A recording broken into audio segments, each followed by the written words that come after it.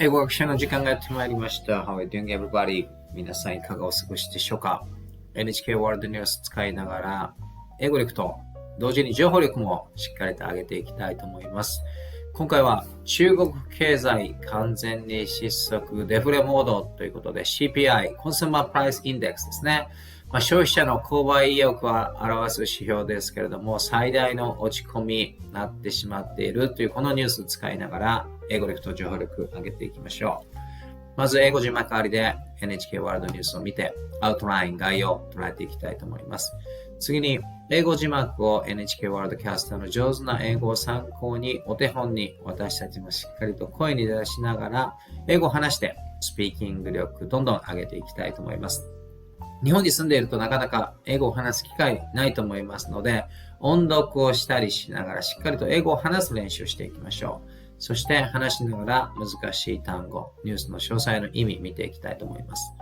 3番目は字幕なしでもう一度見て、今度は英語のリスニングだけで学習した単語表現、そしてニュースの詳細の意味しっかりと聞き取れるのかどうか、自分の耳を英語に慣らしてどんどんリスニング力アップしていきましょう。ここまでは英語を学習しながらしっかりと情報力も頭にインプットしますけれども、4番目はそのインプットした情報をアウトプットしていきたいと思います。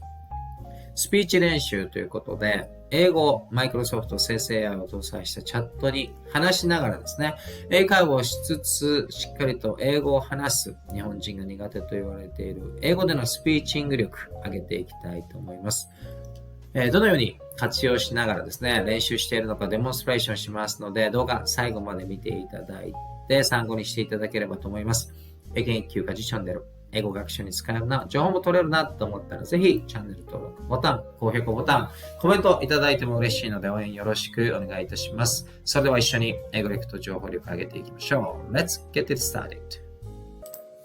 では、左側のNHK ワールドニュース、右側の英語原稿ありで見ていきましょう。読まれているところにカーソルを合わせていきますので、必要な方は参考にしてみてください。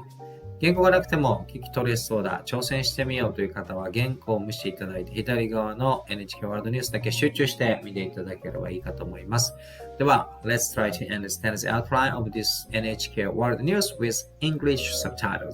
Let's try it. では、字幕ありで見てみましょう。China's consumer prices have posted the biggest drop in more than 14 years, adding to deflationary pressure on the world's second largest economy. The National Bureau of Statistics said Thursday the consumer price index fell 0.8% in January from a year earlier. That's the steepest decline since September 2009, when the country was reeling from the fallout of the global financial crisis. The index fell for a fourth month in a row, partly due to declines in food prices, including pork. Consumers are tightening their purse strings, resulting in prices of automobiles and smartphones also being marked down. And sluggish home sales have resulted in cheaper furniture and home appliances. Meanwhile, the producer price index, which tracks the change in prices of goods at factory gates, fell 2.5% in January. That's the 16th straight monthly decline. さあどうでしょうか。字幕ありで確認してみました。日本の経済にも大きな影響を与える、世界の経済にも大きな影響を与える中国の経済ですけれども、元気がなくなってしまってデフレに突入したんではないかっていうニュースでした。それでは今聞いた NHK ワールドキャスターの上手な英語を真似しながら音読をしつつ、私たちのスピーキング力アップもしながら単語表現、ニュースの詳細の意味見ていきましょう。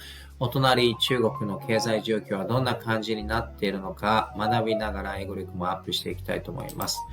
ということで、声の出せる視聴者の方は一緒にですね、この左側の英語、音読をしながら右側の日本語訳と照らし合わせながら見ていきましょう。ではまずここですね。China's consumer prices have posted the biggest drop in more than 14 years, adding to a deflationary pressure on the world's second largest economy. 右側に日本語訳出ていますけども、中国の消費者物価指数、過去14年以上で最大の下落を記録。世界第2位の経済大国、デフレ圧力が高まっているということで、消費者物価指数というのはですね、物価ですけども下がり始めているということで、これはどういうことを意味しているかというとですね、需要と供給で物の値段というのは決まりますから、需要が減ってきているということですね。消費者の購買意欲が落ちてきている。これはイコールその国の経済、内需が落ち込んできているということを表していますけれども、14年ぶりに落ち込んでいると、大きな落ち込みになっているということですね。では単語表現見ておきましょう。Consumer prices、消費者物価ですね。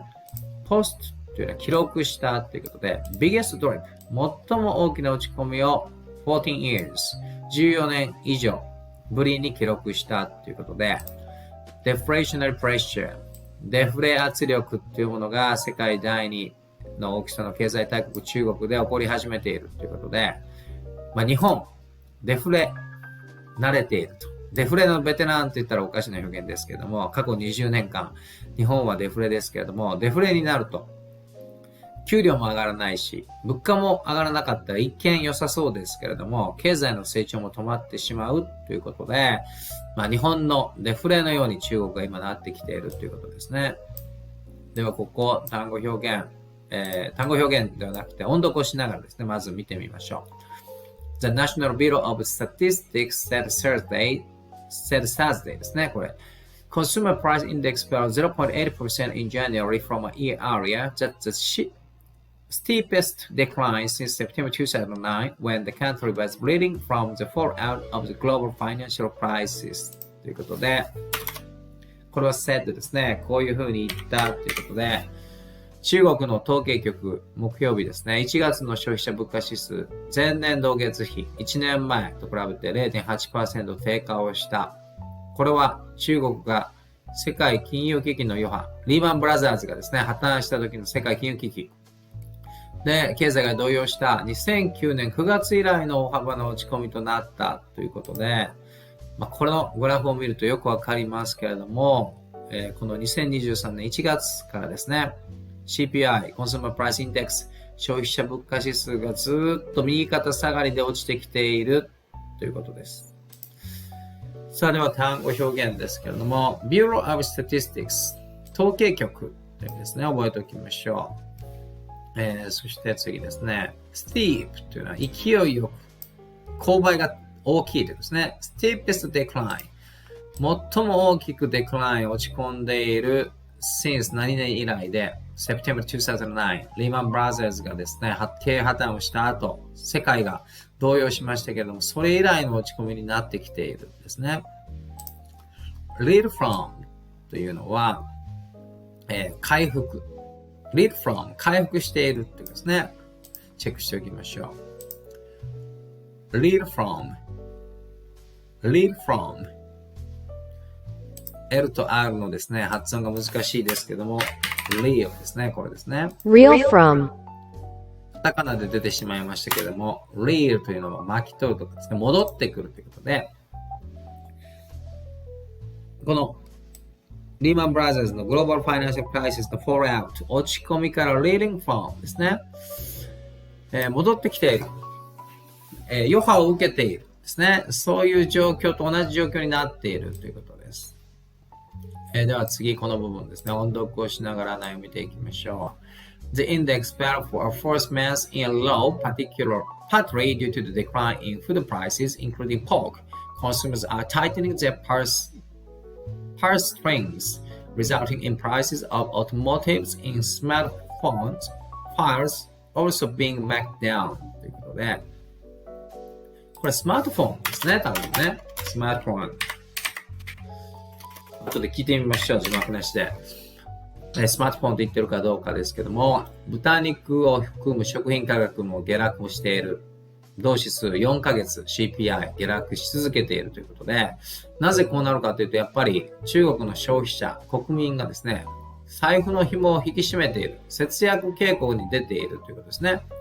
スマートフォン、自動車の価格も需要と供給のバランスで下がりつつある。こうなってくると、経済がどんどん小さく収縮してしまうという過去のというか、今でもそうですけども、日本を見ているような感じになっているんですね。ではここ見ておきましょう。さあ、どんな単語表現が、出てきているのかというと、A fourth month in a row。この in a row というのは連続でということで、4ヶ月連続という表現ですね。fourth month in a row。覚えておきましょう。Partly due to 一部何々の原因でということで、decline in food prices。食品の価格も下がっている。including pork ということで、なぜポークが出てくるのかというと、中国の人はめちゃくちゃ豚肉を食べるからですね。その豚肉の価格も含む食料品の値段、どんどん下がってきているということで、食費を切り詰めているという見方ができるんではないでしょうか。tighten っていうのは締める。tighten their purse strings。purse というのは財布ですよね。wallet と一緒で、財布の紐締める。すなわち節約をし始めているというのが顕著になっているということですね。自動車やスマホの値段も下がり始めているということです。アメリカ、インフレで、非常にインフレでどんどん物の値段が上がる。従業員の給料も上がるということで、全く正反対の動きになっているということですね。それではここを見ていきましょう。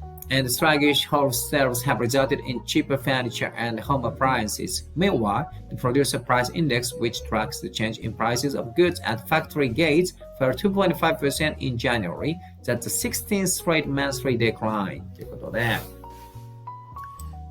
ここですけども、卸売業者の低迷により家具ですね、そして家電製品安価になったということで、中国不動産バブル崩壊でもう非常に厳しい状況ですので、こういう家に関わるものも売れなくなっているということですね。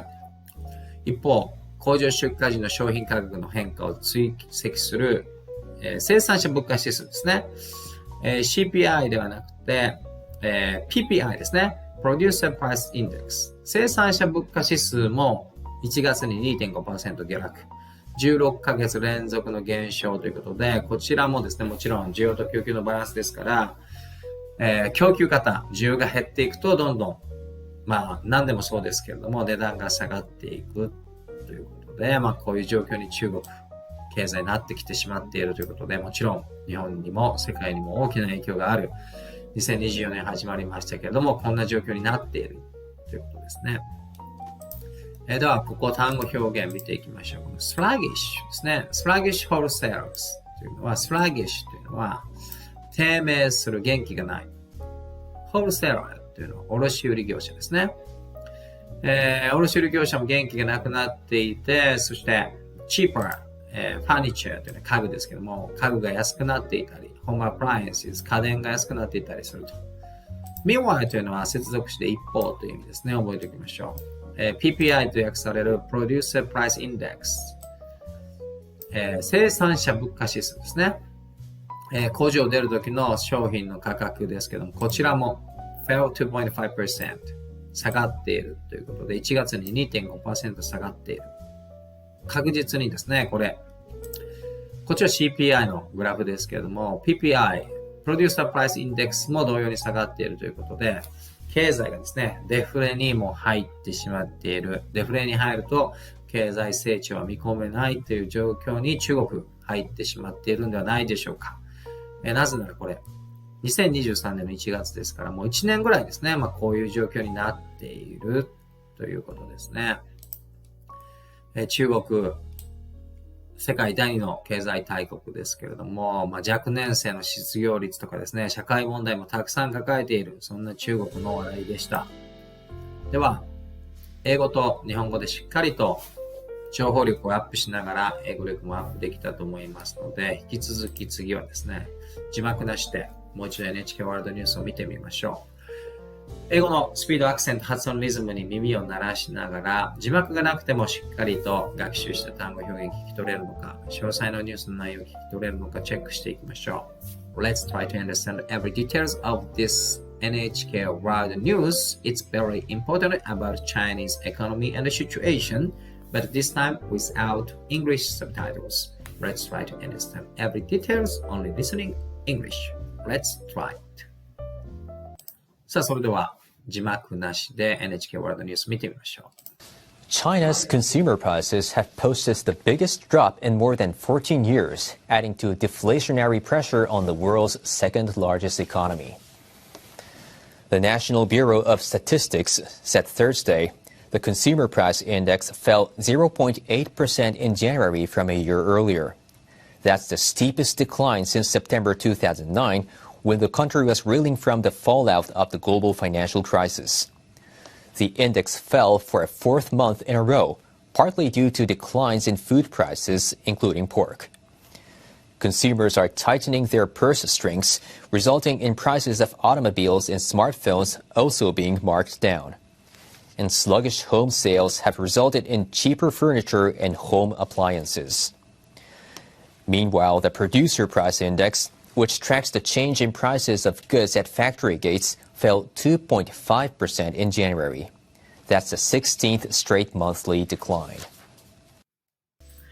さあどうでしょうか。字幕なしで NHK ワールドニュース見てみましたけども、しっかり聞き取れましたでしょうか。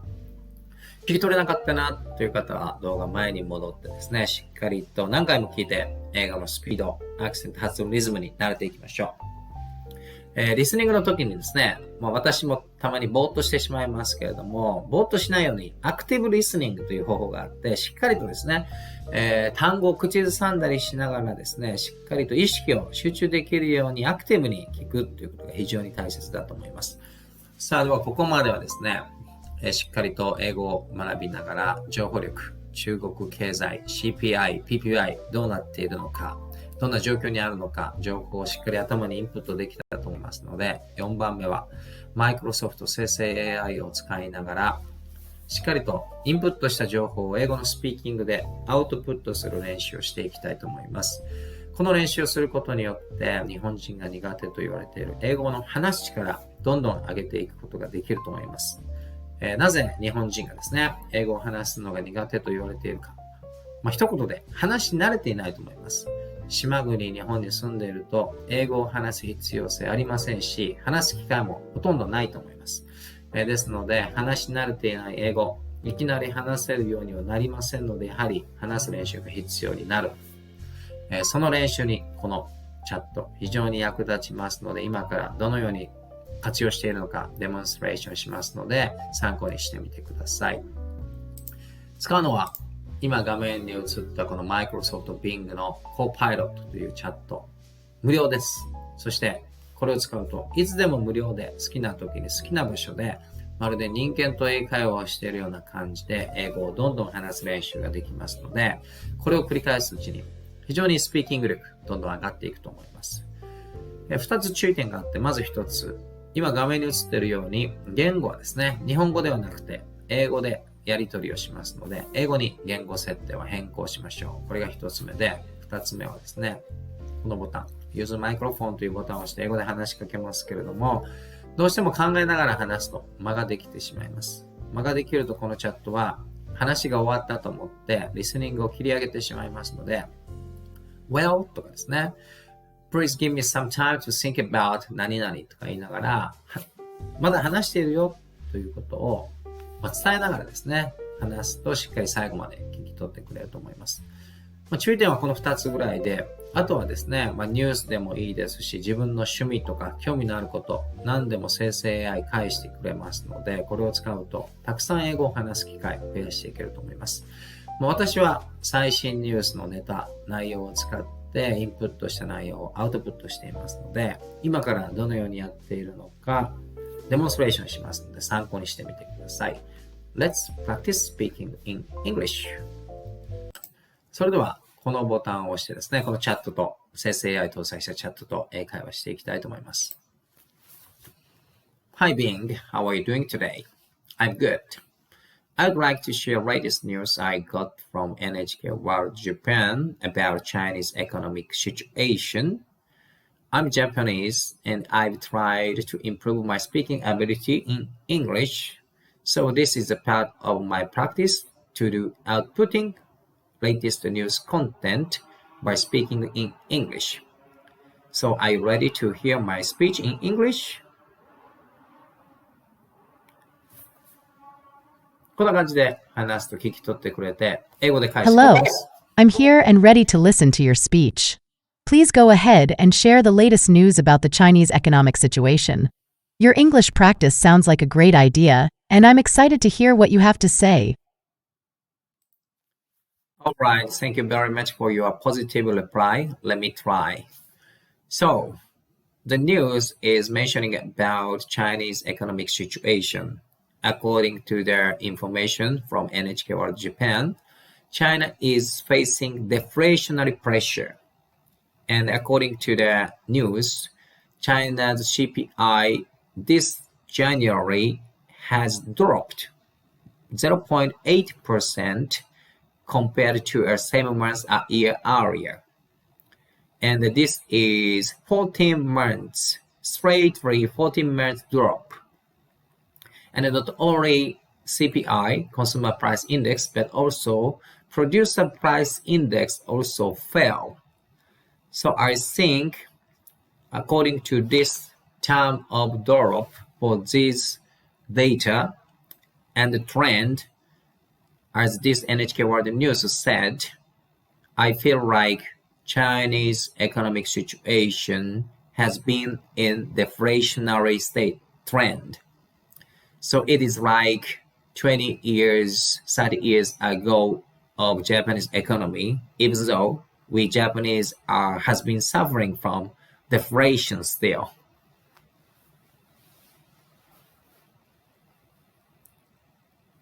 こんな感じで話すと返してくれます。Thank you for sharing your thoughts on the Chinese economic situation. Your English practice is commendable, and I appreciate your effort. Let's break down your speech. Deflationary pressure in China. NHK World Japan reports that China is currently facing deflationary pressure. Specifically, China's shipping volume in January has dropped by 0.8% compared to the same period last year. This decline has persisted for 14 consecutive months, with a total drop of 314 million tons. Notably, both the Consumer Price Index, CPI, and the Producer Price Index have also fallen. Parallels with Japan's history. You draw an interesting comparison to Japan's economic history.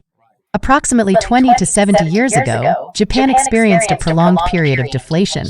Despite the passage of time, it seems that both China and Japan continue to grapple with similar economic challenges. Your analysis highlights the importance of monitoring economic indicators and trends. Keep up the great work and keep practicing your English. It's a valuable skill. Thank you very much for your reply. Maybe there was some misunderstanding due to my incorrect pronunciation, but it's okay. Keep going as I can to improve my speaking ability in English. As you know, China is second largest economy in the world after America. But compared to America's economic situation, it is totally different scenario. In United States, currently, they are suffering from consumer price index rise, even though China is suffering from drop in consumer price index. So the situation of economic in both countries are totally different. So it is quite interesting for me. And notably, I needed to mention that especially Chinese real estate situation has been deteriorating since last year. And I think it draws significant impact for whole Chinese economy. And the mind of Chinese ordinary people is, I think, not good. Because apart from NHK World News, one of China's society problem is very high unemployment rate at younger generations.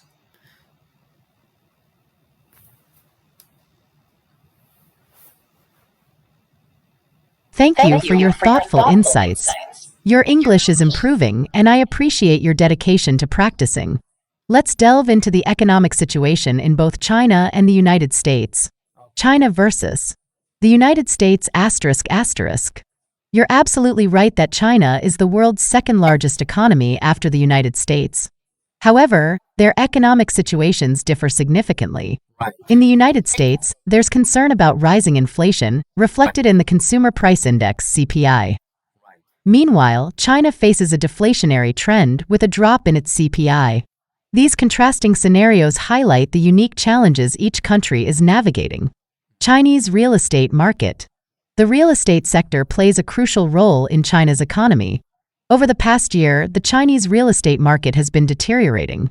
This decline has broader implications for the entire Chinese economy.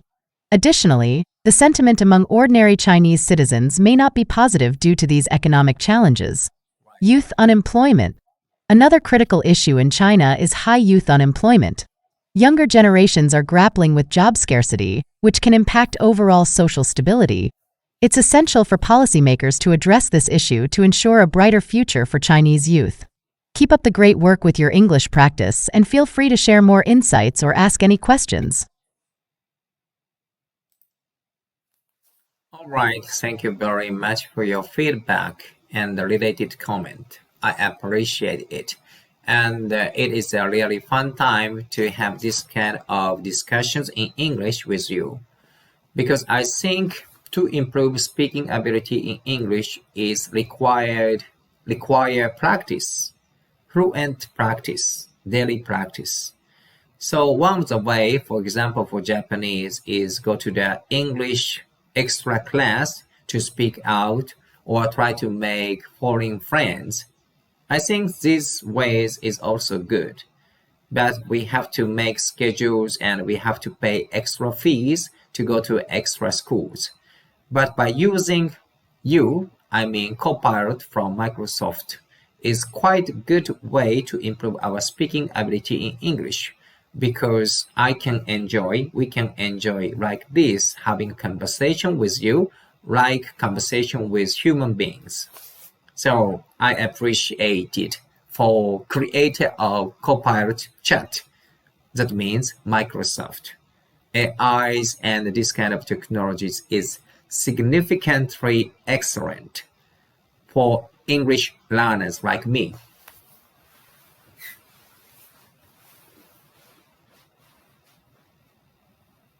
Thank you for your kind words. I'm delighted to hear that you find our conversations enjoyable and helpful for improving your English speaking ability.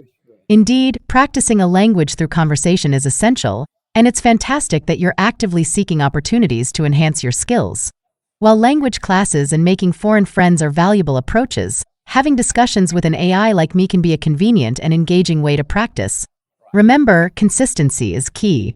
Whether it's daily practice, casual chats, or more structured learning, every effort contributes to your language proficiency. Keep up the great work and feel free to continue our conversations anytime. こんな感じでデモンストレーションしてみましたけれども、まるで人間と英会話、議論しているようにですね、楽しむことができます。しかももちろん無料で、どこでも、家でも好きな時にですね、このようにたくさん英語を話すことができますので、気軽に英語をこの島国日本で話して、私たちのスピーキング力どんどんアップできるんではないでしょうか。本当にインターネット、そして AI 技術の発達によってこういうことができるようになる。これをどんどんですね、活用することによって私たちの英語力もどんどん伸びていくと思いますので、いいなと思ったら皆さんもぜひこのチャットを使って英語を話す練習をして日本人のスピーキング力どんどん上げていきましょう。さあ、いかがだったでしょうか。実ニュースで英語学習。